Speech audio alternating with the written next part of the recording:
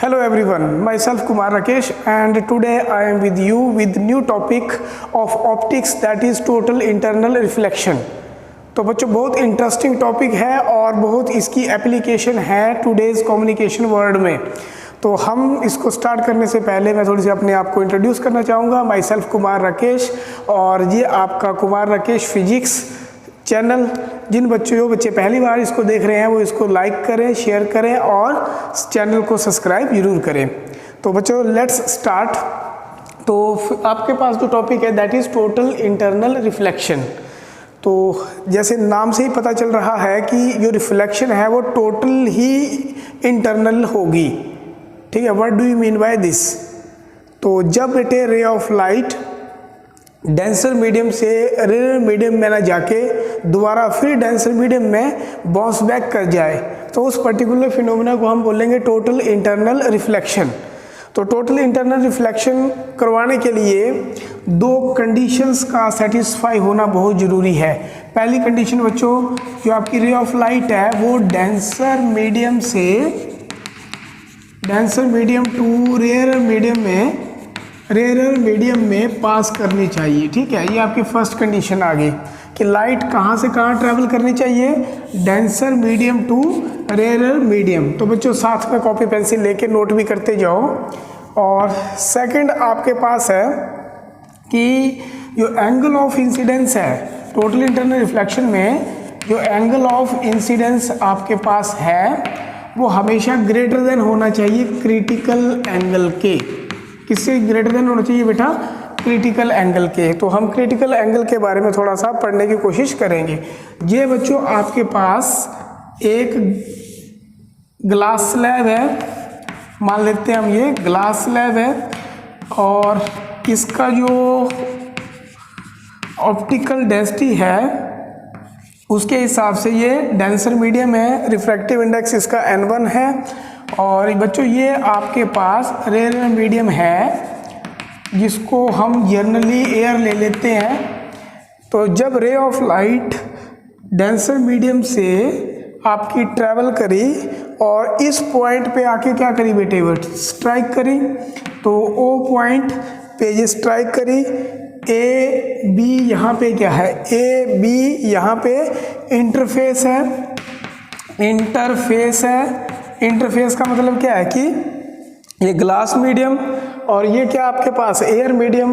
तो ग्लास और एयर दोनों को सेपरेट करने वाले मीडिया को हम इंटरफेस बच्चों बोलते हैं। ठीक है, तो यहाँ पे रे ऑफ लाइट ट्रैवल करी तो बच्चों हमने ये नॉर्मल ड्रॉ कर लिया ओ पॉइंट पे। तो ये जो एंगल आपके पास, this is your angle of incidence. तो जब भी रे ऑफ लाइट आपकी डेंसर मीडियम से रेयर मीडियम में जाएगी तो it bends away from the normal. तो this is your angle of refraction. तो बच्चों यहाँ पे ये बात बिल्कुल क्लियर है कि जो एंगल ऑफ रिफ्रैक्शन है that is greater than angle of incidence. तो जैसे जैसे हम, ये हमारे पास एक फिगर है, एक फिगर, ये दूसरी फिगर बेटे अगेन। अब हमने क्या किया बेटे, यदि इसको हमने एंगल ऑफ इंसिडेंस को I1 मान लिया तो दूसरी बार जब हमने रिफ्रैक्शन करवाई I2 एंगल ऑफ इंसिडेंस लिया। यहाँ पे ये बात आपने दिमाग में रखनी है कि जो I2 है वो ग्रेटर देन किससे है, I1 से I2 ज़्यादा है। तो डेंसर से अब आपकी रेयर में जाएगी तो further away from the normal. तो ये यदि R1 है तो बच्चों ये कितना आपके पास है, R2। तो जैसे जैसे हम एंगल ऑफ इंसिडेंस को बच्चों बढ़ाते जाएंगे, राइट, तो यहाँ पे हमने एंगल ऑफ इंसिडेंस इतना बढ़ा दिया कि जो रे ऑफ लाइट है, जो रिफ्लेक्टेड रे ऑफ लाइट है वो इंटरफेस पे 90 डिग्री एंगल बना रही है बेटे। तो उस टाइम पे जो एंगल ऑफ इंसिडेंस है that is called critical angle. तो at critical angle the angle of refraction becomes 90 degree, right? The ray of light do not travel into another medium. What it travel along the interface, it travel along the boundary of the glass slab. This is your AB, boundary of the glass slab. तो बच्चों next what happens, यदि यहाँ पे मैं Snell law use करना चाहूँ तो इसका रिफ्रैक्टिव इंडेक्स कितना बेटे, N1, इसके कितना है, N2। तो रिफ्रैक्टिव यहाँ पे मैं स्नेल लॉ यूज़ करूँगा। तो बच्चों यूजिंग स्नेल लॉ मेरे पास क्या आएगा, मेरे पास आएगा n1 इंटू साइन सी। यहाँ पे क्या आपके पास angle of incidence is equal to critical angle n1 sine C equal to n2, यहाँ पे क्या बेटा आपके पास n2 into sine 90 degree. Angle of refraction कितना हो गया आपके पास, एंगल ऑफ रिफ्रैक्शन आपके 90 डिग्री हो गया यहाँ पे। तो हमारे पास क्या आ जाएगा n1 साइन सी। बच्चों रिफ्रैक्टिव इंडेक्स ऑफ एयर सब बच्चों को पता है, ये कितना 1 और साइन 90 कितना आपके पास है 1। तो यहाँ पे n1 कितना आ जाएगा आपके पास 1 बाई साइन सी। तो it means that the refractive index is inversely proportional to sine of the critical angle. तो ये आपके पास कंडीशन है in terms of refractive index. किसकी कंडीशन है बच्चों, ये टोटल इंटरनल रिफ्लेक्शन की, n1 is equal to 1 by sine C. तो अब बच्चों हम ध्यान से देखेंगे कि रिफ्रैक्टिव इंडेक्स की जो डेफिनेशन है, एब्सोल्यूट रिफ्रैक्टिव इंडेक्स जिसको हम n से लिखते हैं, ये आपके पास है speed of light in medium in vacuum to the speed of light in medium. तो बच्चों अब लाइट जब भी एक मीडियम से दूसरे मीडियम में ट्रैवल करती है तो जनरली क्या होता है, frequency of the light remains the same. Frequency light की क्या रहेगी बच्चों, सेम रहेगी। तो चेंज किस में आएगा, वेवलेंथ में चेंज आएगा। किस में चेंज आएगा बेटा, वेवलेंथ में चेंज आएगा। तो हमें पता है frequency is equal to c by में लैम्डा, और again frequency is equal to v by में लैम्डा मीडियम। तो बेटे यहाँ पे हम सी की वैल्यू पुट करेंगे तो हमारे पास क्या आएगा, यहाँ पे कर लेते हैं बच्चों इसको हम n इज इक्वल टू सी कितना बेटे आपके पास एफ लैम्डा, और यहाँ पे v कितना है velocity f into lambda m। तो बच्चों ये कैंसिल आउट हो जाएगा। तो एक नया रिलेशन आपको पता चला कि जो रिफ्रैक्टिव इंडेक्स है वो directly proportional to wavelength of the light in a given medium, और मतलब it is the ratio of lambda by में लैम्डा m, और n इज इक्वल टू एक रिलेशन आपका ये बन जाएगा 1 by sine c is equal to lambda by में लैम्डा m। तो बच्चों ये इंपॉर्टेंट रिलेशनशिप है जो हमें ये बताता है कि जैसे हमारे पास जो वेवलेंथ है बेटे रेड कलर की ज़्यादा है as compared to violet colour, wavelength of red colour greater than wavelength of violet colour. It means that जो रेड कलर की लाइट है बेटे, ठीक है, उसके लिए क्रिटिकल एंगल जो है वो ज़्यादा चाहिए। ठीक है, टोटल इंटरनल रिफ्लेक्शन के लिए क्रिटिकल एंगल ज़्यादा चाहिए जब रेड रे ऑफ लाइट एक मीडियम से दूसरे मीडियम में ट्रैवल करेगी। तो बच्चों बहुत इंपॉर्टेंट रिलेशनशिप है ये, बहुत इंपॉर्टेंट है ये आपका टोटल इंटरनल रिफ्लेक्शन।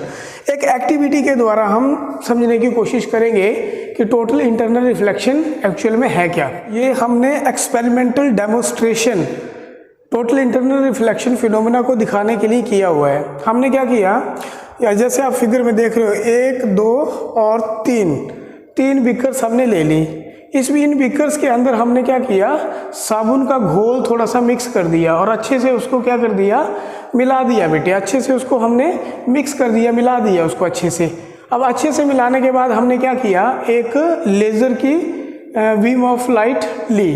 ठीक है, कैसे ली हमने, यहाँ से हमने लेज़र को रखा, यहाँ से उसकी बीम निकली, बीम यहाँ से गई सरफेस पे बच्चों स्ट्राइक करी बीम, और सरफेस से स्ट्राइक करने के बाद इस पर्टिकुलर पॉइंट पे 2 फिनोमिना हुए। कौन कौन से, एक तो पार्शियल रिफ्लेक्शन हुई, राइट, पार्शियल रिफ्रैक्शन, ये जो रे ऑफ लाइट ये यहाँ पे जा रही है मीडियम से, इस डेंसर मीडियम से रेयर मीडियम में जा रही है, तो यहाँ पे पार्शियल क्या हुई, रिफ्रैक्शन, और यहाँ पे पार्शियल टोटल इंटरनल रिफ्लेक्शन। ऐसा क्यों हुआ, क्योंकि जो हमने लेज़र बीम ऑफ लाइट भेजी थी वो बच्चों हमने क्रिटिकल एंगल से थोड़ा सा कम पे भेजी होगी। ठीक है, नेक्स्ट हमने थोड़ा सा सुधार किया और यहाँ पे हमने क्रिटिकल एंगल से I greater than critical angle of incidence को इस मीडियम का जो पर्टिकुलर क्रिटिकल एंगल है उससे ज़्यादा हमने इंसिडेंट करवाया इस पॉइंट पे। तो जब हमने इस पॉइंट पे उसको इंसिडेंट करवाया तो बेटे क्या हुआ, रे ऑफ लाइट दोबारा इसी मीडियम में, जो लेज़र बीम थी वो दोबारा उसी मीडियम में रिफ्लेक्ट कर गई। इसका मतलब क्या हुआ कि आपकी टोटल इंटरनल रिफ्लेक्शन तभी होगी जब आपका angle of incidence greater than critical angle होगा, या फिर क्रिटिकल एंगल जब होगा तो एंगल ऑफ रिफ्रैक्शन 90 डिग्री होगा, यानी कि रे ऑफ लाइट एक मीडियम से दूसरे मीडियम में ट्रेवल नहीं कर सकेगी। ये बच्चों हमने और अच्छे से एक्सप्लेन करने की कोशिश की है, जिसमें मल्टीपल टोटल इंटरनल रिफ्लेक्शन आपकी हम बताने की कोशिश कर रहे हैं। तो बेटे यहाँ पे आपके पास क्या है, ये लेज़र बीम हमने यहाँ से हमने इस इंटरफेस पे स्ट्राइक करवाई, राइट, इस हिसाब से करवाई कि रे ऑफ लाइट क्या कर गई बेटे, ये देखो ध्यान से, टोटली इंटरनल रिफ्लेक्शन, ठीक है, मल्टीपल टोटल इंटरनल रिफ्लेक्शन जो है वो आपके मीडियम के अंदर मिल गई। तो ये आपके पास एग्जाम्पल है जिसमें टोटल इंटरनल रिफ्लेक्शन को हम बता रहे हैं। बच्चों कभी भी लेज़र बीम को डायरेक्टली आंख पे नहीं लगाना है किसी की। कई बार क्या होता है कि बच्चे शरारत करते हैं और डायरेक्ट किसी की आंख की तरफ टारगेट कर देते हैं लेज़र बीम को। That is not a good thing, क्योंकि लेज़र बीम जो है वो हाईली कोहेरेंट होती है और आंखों की रेटिना पे बहुत नेगेटिव इम्पैक्ट इसका पड़ता है। तो अब बच्चों हम एक और एग्जांपल से टोटल इंटरनल रिफ्लेक्शन को बताना चाहेंगे, that is brilliance of diamond. तो बच्चों ब्रिलियंस ऑफ डायमंड की बात करेंगे हम, तो बात करेंगे तो बताएंगे कि जो डायमंड है बेटे उसका रिफ्रैक्टिव इंडेक्स 2.42 होता है, ठीक है, रिफ्रैक्टिव इंडेक्स क्या होता है 2.42, और जो इसका क्रिटिकल एंगल है लगभग 24.4 डिग्री के आसपास होता है बेटे। तो जब हम डायमंड को बनाते हैं तो उसके फेसिस को हम इस हिसाब से कट करते हैं कि जब रे ऑफ लाइट डायमंड के अंदर एंटर करे तो क्या हो, 24.4 डिग्री जो है आपका एंगल वो ज़्यादा उस एंगल पे जो रे ऑफ लाइट है उसके अंदर एंटर करे, उसके फेसिस को इस हिसाब से हम कट करते हैं। तो होगा क्या, जब डायमंड के अंदर 24.4 क्रिटिकल एंगल पे, ठीक है, ये जो एंगल आपका ग्रेटर देन क्रिटिकल एंगल, तो जब इस पे डायमंड के अंदर लाइट पड़ेगी तो अंदर क्या होगा, मल्टीपल टोटल इंटरनल रिफ्लेक्शन, जिससे क्या होगा बेटे ब्रिलियंस ऑफ डायमंड जो वो इंक्रीज आपकी होगी। ठीक है, एक और आपने फिनोमिना छोटी क्लासेस में सुन रखा होगा, मिराज।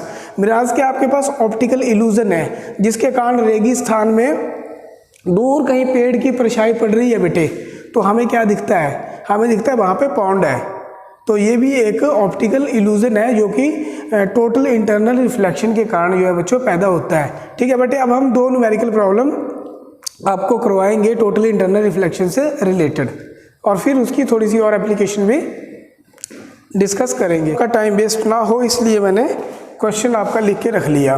क्वेश्चन क्या है, न्यूमेरिकल प्रॉब्लम आपका ये, calculate the speed of light in the liquid of unknown refractive index. तो बच्चों यहाँ से रे ऑफ लाइट जा रही है, इस इंटरफेस पे पड़ रही है बेटे ए पॉइंट पे, तो हो क्या रहा है, ये अलोंग दी सरफेस जो है वो लाइट ट्रेवल कर जा रही है। तो इसका मतलब एंगल ऑफ रिफ्रैक्शन कितना होगा यहाँ पे 90 डिग्री, और ये जो एंगल ऑफ इंसिडेंस है ये कितना होगा, क्रिटिकल एंगल। हमें ये निकालना है कि स्पीड ऑफ लाइट इस मीडियम में, तो हम मान लेते हैं कि स्पीड ऑफ लाइट इस मीडियम में v है। तो अब क्योंकि यहाँ पे टोटल इंटरनल रिफ्लेक्शन फिनोमिना हो रहा है, शॉर्टकट में हम उसको TIR भी बच्चों लिख देते हैं, तो इसका मतलब इस मीडियम का refractive index n is equal to 1/sin c। तो बच्चों हमें यहाँ पे 1/sin c हमने फार्मूला लगा लेना है, और रिफ्रैक्टिव इंडेक्स की definition in terms of velocity हमें लगाना पड़ेगी, क्योंकि वेलोसिटी हमें पूछ रखा है। तो n इज इक्वल टू कितना होगा बच्चों, c/b is equal to 1/sin c। तो बेटे बहुत इजी क्वेश्चन था ये, v is equal to c into sine C. तो यहाँ पे जो c है ये स्पीड ऑफ लाइट है 3 × 10⁸, और बच्चों यहाँ पे साइन c, तो ये एंगल क्रिटिकल एंगल है, तो ये भी आपके पास साइन c होगा। तो साइन c इस राइट एंगल ट्रायंगल में कितना होगा बेटे, ठीक है, 30 में 40 का स्क्वायर प्लस 30 का स्क्वायर। तो यहाँ पे आप वेलोसिटी बच्चों कैलकुलेट कर सकते हो। ठीक है, थोड़ी सी कैलकुलेशन है ये, तो आप इसको कर लेना।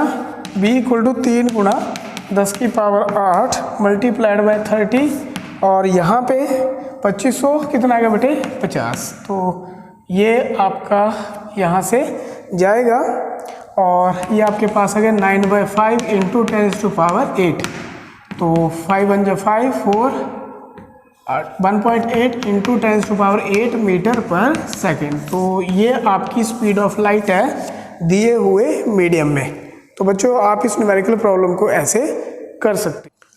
आपके पास है टोटली रिफ्लेक्टिंग ग्लास प्रिज्म। तो पेपर में 2 नंबर का क्वेश्चन ये पूछा जा सकता है। तो ये आपके पास पहला प्रिज्म है, इसमें टोटल इंटरनल रिफ्लेक्शन फिनोमिना हो रहा है, इसको मैं एक्सप्लेन करूंगा, ठीक है। ये आपके पास है राइट एंगल्ड आइसोसेलेस प्रिज्म, ठीक है, राइट एंगल्ड आइसोसेलेस प्रिज्म ये आपके पास गिवन है बेटे। तो यहाँ पे ये प्रिज्म ट्रायंगुलर जो फेस है प्रिज्म का वो हमें दिख रहा है। तो PRQ ये जो फेस है ये रिफ्रैक्टिंग फेस है बेटे, तो ये हमें दिख रहा है। अब देखो AB ये आपके पास एक रे ऑफ लाइट आ रही है और पैरेलल है बेटे। तो जब ये नॉर्मली इस फेस पे टकराएगी तो यहाँ पे अनडेविएटेड पास होगी, जैसे कि लॉज ऑफ रिफ्लेक्शन आपके पास, लॉ ऑफ रिफ्रैक्शन आपके पास होते हैं। तो अब ये बेटे यहाँ पे जाएगी तो यहाँ पे इस फेस पे जो हाइपोटेन्यूज साइड है प्रिज्म की, इस फेस पे लाइट स्ट्राइक करेगी। तो यहाँ पे क्या हो रहा है बेटे, total internal reflection, total internal reflection. इसका मतलब क्या आपके पास, इसका मतलब ये है कि जो ये ग्लास स्लैब है, ये जो प्रिज्म है, इसका रिफ्रैक्टिव इंडेक्स, जिस ग्लास का ये प्रिज्म बना हुआ है उसका रिफ्रैक्टिव इंडेक्स 1.5 है और क्रिटिकल एंगल क्या है 42 है। तो बच्चों यहाँ पे जो एंगल ऑफ इंसिडेंस है वो 45 है, 42 से ज़्यादा। तो ये फर्स्ट कंडीशन है जो टोटल इंटरनल रिफ्लेक्शन की मीट कर रही है कि angle of incidence greater than critical angle. तो बेटे ये रे ऑफ लाइट इंटरफेस से बाहर नहीं जाएगी। अब तो इंटरफेस से बाहर नहीं जाएगी तो क्या होगा, इस प्रिज्म के अंदर ही वापिस इंटरनली रिफ्लेक्ट हो जाएगी और यहाँ पे 90 डिग्री है इस फेस पे, PQ फेस पे, तो बाहर आ जाएगी। सिमिलरली जो B पॉइंट है, ठीक है, यहाँ से जो रे ऑफ लाइट जाएगी वो कैसे आ जाएगी, अगेन B डैश पे। तो बेटे यहाँ पे जो टोटल इंटरनल रिफ्लेक्शन हुआ है वो कितना हुआ है इमेज का, थ्रू 90 डिग्री। अगेन ये सेकंड एग्जांपल आपके पास है, ये भी बहुत इंपॉर्टेंट है। तो अब आपका जो प्रिज्म है बेटे, अब इस शेप में रख के इसको टिल्ट कर दिया गया, ठीक है। तो इस हिसाब से टिल्ट किया कि यहाँ पे हमने A रखा है, B रखा है, रे ऑफ लाइट आई, आने के बाद यहाँ पे बेटे पड़ी है, ठीक है। पढ़ने के बाद वही कंडीशंस है, क्रिटिकल एंगल कितना है आपके पास 42, तो यहाँ पे कितने एंगल पे पड़ रही है 45, तो ये वापिस आएगी। तो अगेन बेटे देखो यहाँ पे खूबसूरती, यहाँ पे आके फिर ये 45 पे पड़ेगी, तो अगेन ये बाहर आ जाएगी, ठीक है। तो B पॉइंट पे जैसे चलेंगे तो ये भी यहाँ से जाएगी, यहाँ पे फिर टोटल इंटरनल रिफ्लेक्शन होगी, यहाँ पे आने के बाद फिर ये बाहर आ जाएगी। तो यहाँ पे जो टोटल इंटरनल रिफ्लेक्शन हुआ है एक आपका 180 डिग्री के एंगल के थ्रू हुआ है। एक और बहुत इंपॉर्टेंट एप्लीकेशन है इसकी, ऑप्टिकल फाइबर।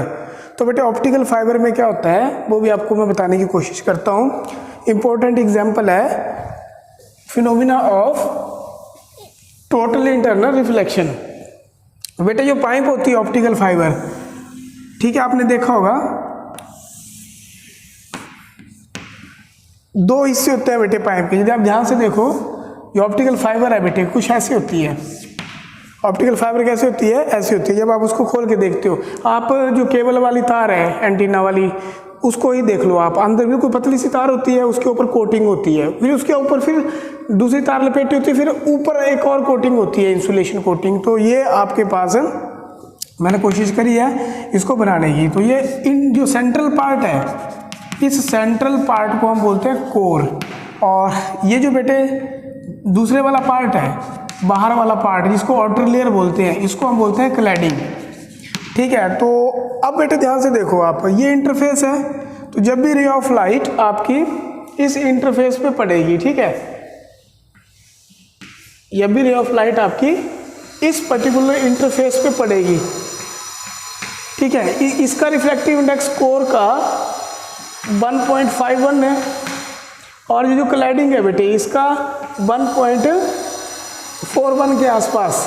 तो जब भी रे ऑफ लाइट यहाँ पे इंसिडेंट करेगी, यहाँ से आएगी और यहाँ पे इंसिडेंट करेगी बेटे, तो जब ये क्रिटिकल एंगल से ज़्यादा पे पड़ेगी तो रे ऑफ लाइट दूसरे मीडियम में ट्रैवल ना करके आपकी इसी मीडियम में मल्टीपल टोटल रिफ्लेक्शन आपकी लाइट की होगी। तो अब इसके फ़ायदे क्या हैं, ऑप्टिकल फाइबर के फायदे क्या हैं बेटे, इसमें जो रे ऑफ लाइट आपकी ट्रैवल कर रही है वो सिग्नल की फॉर्म में कर रही है। अब जब वो सिग्नल की फॉर्म में ट्रैवल कर रही है तो सिग्नल स्ट्रेंथ एक पॉइंट से दूसरे पॉइंट तक कभी लॉस्ट नहीं होती है। हजारों किलोमीटर बेटे सिग्नल स्ट्रेंथ, यदि ऑप्टिकल फाइबर आपने बिछा रखी है तो thousands of kilometre signal strength कम नहीं होती, क्योंकि there is no loss of intensity और frequency of the light while it travelling through a optical fibre. एक बात तो ये आ गई। दूसरी बात ये आ गई कि लाइट सिग्नल जब लाइट वेव की फॉर्म में ट्रैवल करता है one point two another point, तो बेटे जो चैनल विड्थ है वो बहुत इंक्रीज हो जाती है, यानी कि 10 की पावर 15 हर्ट्ज। ठीक है, इसका मतलब क्या है कि न्यूमरस चैनल, जो बैंड विड्थ है बेटे बहुत ज़्यादा इंक्रीज हो जाती है और न्यूमरस चैनल आप चला सकते हो दी हुई ऑप्टिकल फाइबर में डिफरेंट फ्रीक्वेंसी रेंज के। तो बेटे ये था आपका टोटल इंटरनल रिफ्लेक्शन का टॉपिक। बच्चों अच्छा लगा है लाइक और कमेंट जरूर करिए, क्योंकि आपके कमेंट बहुत इनकरेजमेंट मुझे देते हैं। Thank you very much for watching.